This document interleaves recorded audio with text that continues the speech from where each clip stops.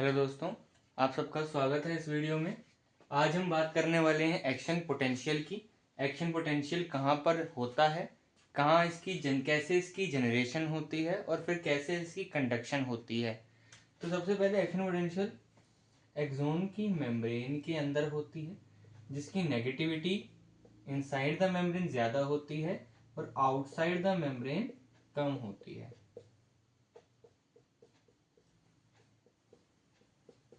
बाहर Na+ होगा बहुत सारा और अंदर K+ होगा, मतलब पोटेशियम आयन होगा।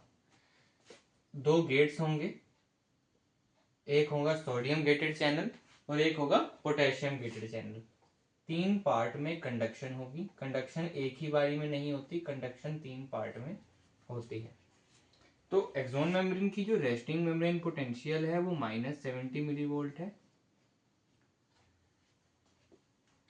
ऐसा कोई स्टिमुलेशन आएगी जो इस -70 मिलीवोल्ट को -55 मिलीवोल्ट तक ले जाएगा, तब जो है जनरेशन ऑफ एक्शन पोटेंशियल शुरू होगी। इसको कहते हैं threshold potential, minimum potential for the generation of action potential.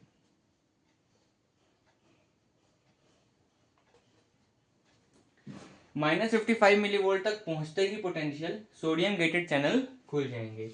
Sodium अंदर एंटर होना शुरू करेंगे और सोडियम की एंट्रेंस की वजह से जो पोलैरिटी हो जाएगी इनसाइड द मेम्ब्रेन पॉजिटिव हो जाएगी और आउटसाइड द मेम्ब्रेन नेगेटिव हो जाएगी।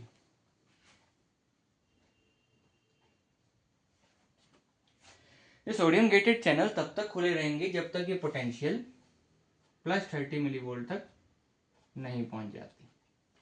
+30 मिलीवोल्ट तक पहुंचते ही सोडियम गेटेड चैनल बंद हो जाएंगे और पोटेशियम गेटेड चैनल खुल जाएंगे।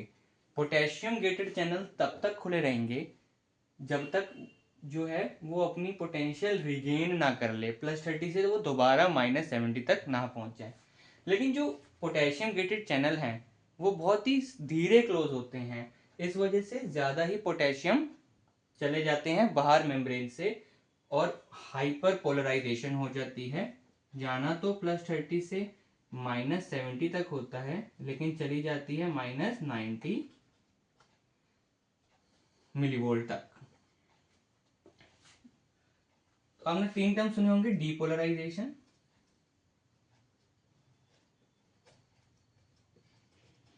रीपोलराइजेशन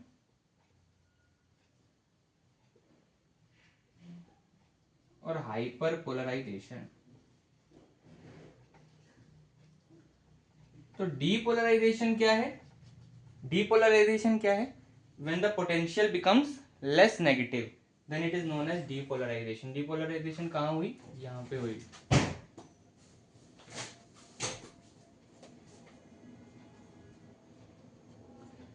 रीपोलराइजेशन कब हुई? जब दोबारा से +30 मिलीवोल्ट से दोबारा -70 तक गई पोटेंशियल, तो इसको हमने कहा रीपोलराइजेशन।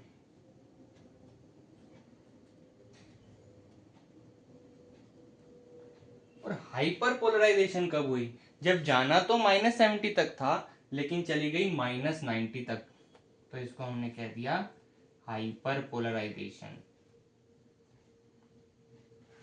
तो डीपोलराइजेशन का क्या मतलब है? When the potential becomes less negative then it is known as depolarization. when the potential regains its negativity then it is known as repolarization, and when the potential becomes more negative then it is known as hyperpolarization। और conduction कैसे होगी action potential की? Part A से part B में और फिर part B से part सी में। ये कैसे पता चलेगा? अब जो पोटेंशियल में चेंज आया था, +30 से -70 तक चली गई थी, ये जो पोटेंशियल में चेंज आया ये एक तरह से स्टिमुलस की तरह ऐड करा फॉर पार्ट बी। और फिर पार्ट बी में क्या हुआ? -70 से -55 तक गया, फिर सोडियम गेटेड चैनल खुले, सोडियम अंदर आए, पोटेशियम फिर से बाहर गए और दोबारा से वही सेम प्रोसेस शुरू हुआ। तो आई होप आज का ये कंसेप्ट और ये टॉपिक आपको समझ आया होगा। फिर से आपको अगली वीडियो में मिलूंगा एक नए कंसेप्ट और एक नए टॉपिक के साथ। तब तक के लिए बाय।